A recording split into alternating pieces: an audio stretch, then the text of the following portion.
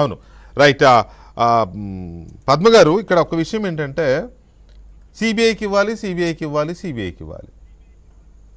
కొంతమంది మెసేజ్లు పెడతా ఉన్నారు, కొంతమంది గొడవ చేస్తూ ఉన్నారు సోషల్ మీడియాలో. వాళ్ళ ఇది వీళ్ళు చేసే గొడవ అదే ప్రెస్ మీట్లు పెట్టి. వివేకానంద రెడ్డి గారి హత్య కేసు మాత్రం సిబిఐకి ఇవ్వద్దు, సిబిఐ అధికారుల మీద కేసులు పెట్టాలి, రివర్స్ కేసులు. సిబిఐ వాళ్ళని బెదిరించాలి, రౌడీ షీటర్లు పెట్టి, ఫ్యాక్షనిస్టులను పెట్టి. తన అక్రమాస్తుల కేసు విషయానికి వచ్చేసరికి సిబిఐ అన్యాయంగా ఇరికించింది, సిబిఐ తప్పుడు దర్యాప్తు చేసింది, ఇలాంటి మాటలు సిబిఐ విషయంలో. ఇక్కడ మాత్రం సిబిఐకి ఇవ్వాలి ఈ డిఎస్సి కేసుని. ఇక్కడ సిబిఐ మాత్రం అద్భుతంగా పనిచేస్తుంది అనేది వీరి నమ్మకం. అంటే ఏంటి, ఏదో రకంగా దీన్ని హోల్డ్ చేయాలి. 16,000 మంది ఉద్యోగాలు వచ్చిన వాళ్ళ కుటుంబాలు కడుపు కొట్టాలి. ఏ రకమైన న్యాయం అండి ఇది? ఇదెక్కడి శాడిజము పద్మాజీ? ఖచ్చితంగా డిఎస్సిలో పరీక్షలు పాస్ అయ్యి సెలెక్ట్ అయ్యి ఉపాధ్యాయులుగా ఎంపికయ్యి నిర్వహిస్తున్నటువంటి ఏడాది తర్వాత ఈ రోజున కేవలం రాజకీయం కోసం, రాజకీయం కోణం తప్ప మరొకటి లేదు. నిజానికి డిఎస్సిలో అక్రమాలు జరిగాయనేటటువంటిది అభ్యర్థులు ఎవరు కూడా కంప్లైంట్ ఇవ్వలేదు, అభ్యర్థులు ఎవరు కూడా కోర్టుకు వెళ్ళలేదు. కేవలం రాజకీయ పరమైనటువంటి కారణాల రీత్యా కోర్టులు కూడా చివాట్లు పెడుతుంది. చివరికి హైకోర్టు కూడా అనేక సార్లు ఈవేళ ఈ డిఎస్సికి సంబంధించినటువంటి ఈ డొల్లతనాన్ని చూసి పదే పదే మా కోర్టుల్ని వాల్యుబుల్ టైంని వేస్ట్ చేయొద్దు అనేటటువంటిది మొట్టికాయలు వేసినా కూడా బుద్ధి రావడం లేదు. డిఎస్సికి సంబంధించి ప్రజలలో చాలా పలచనైపోయింది వైఎస్ఆర్ కాంగ్రెస్ పార్టీ. అది ఇప్పటికీ కూడా వాళ్ళు గుర్తించట్లేదు. ఎందుకంటే టీచర్స్, సెలెక్ట్ అయినటువంటి టీచర్స్ ఒక రకమైనటువంటి ప్రతి ప్రాంతంలో కూడా వాళ్ళు ఉద్యమాలకు సిద్ధపడుతుంటే వాళ్ళ ఆత్మగౌరవం ఖచ్చితంగా ఇది.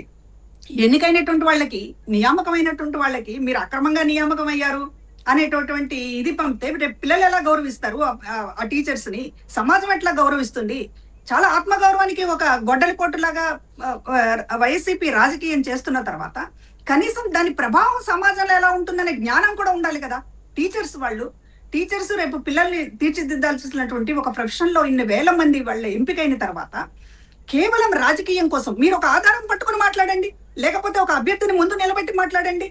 ఏమీ కాకుండా ఇవాళ డిఎస్సి మీద లోకేష్ గారిని టార్గెట్ చేయడం కోసం, అది కూడా ఇవాళ లోకేష్ గారు ఇవాళ జాతీయ స్థాయిలో ఒక ప్రముఖమైనటువంటి వ్యక్తిగా మోడీ గారి లుక్స్ లో కావచ్చు, లేకపోతే నేషనల్ మీడియా లుక్స్ లో కావచ్చు, ఏపీకి సంబంధించినటువంటి ఒక నెక్స్ట్ లీడర్ గా ఆయన ఎమర్జ్ అవుతున్నటువంటి తీరు చూసి జగన్మోహన్ రెడ్డి గారు భరించలేకపోతున్నారు.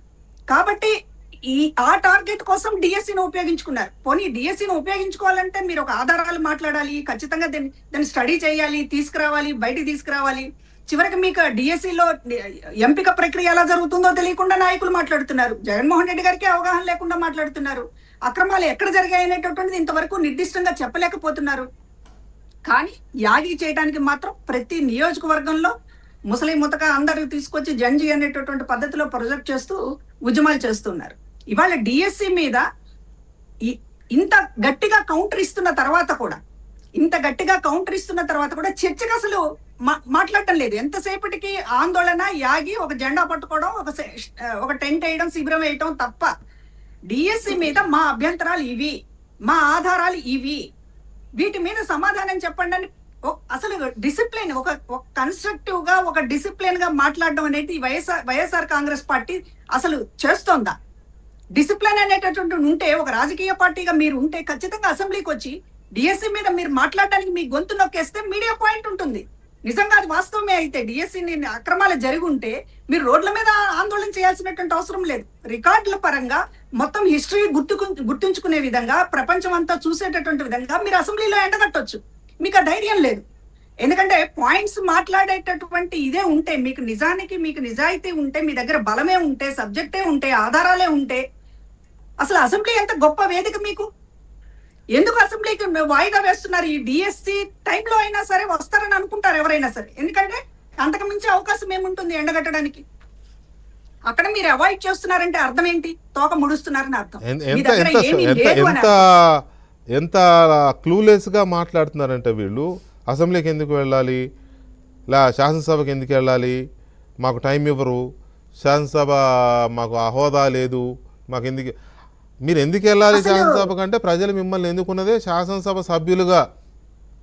ఆ మినిమం కామన్ సెన్స్ కూడా లేకుండా మాట్లాడుతున్నారు ఒకటి. రెండోది ఒక్కసారి కూడా విజయ్ వెళ్ళలేదు కదండి వెంకటకృష్ణ గారు. ఆయన ఒక్కసారి కూడా సమావేశం ప్రమాణ స్వీకారం చేసి బయటకు వెళ్ళిపోయిన దగ్గర నుంచి ఒక్కసారైనా వచ్చి మాకు మైక్ ఇవ్వలేదు అనేది ఎప్పుడైనా అసలు టెస్ట్ చేశారా? ఏమండి, ఆయన అసెంబ్లీకి హుందాగా సభకు వస్తే చూస్తూ అధికార పక్షం ఎంతైనా మాజీ ముఖ్యమంత్రి కదా, మాట్లాడినివ్వకుండా ఉంటారా? మధ్య మధ్యలో అబ్రప్ట్ చేయడాలు లేకపోతే పాయింట్ ఆఫ్ ఆర్డర్స్ ఉంటాయి.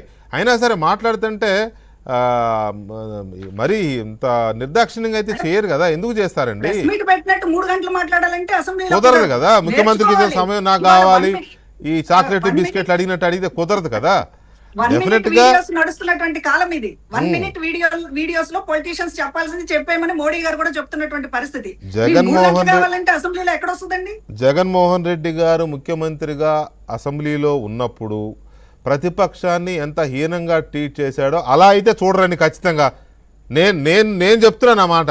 అలా అయితే చూడరు, ప్రాబ్లం అండి. ఖచ్చితంగా చూడరు. అలాగా ఒక మాజీ ముఖ్యమంత్రిగా ఆయనకు ఇవ్వాల్సిన గౌరవం ఖచ్చితంగా ఇస్తారు. ఆయనకి మాట్లాడే యాంపిల్ టైం ఇస్తారు.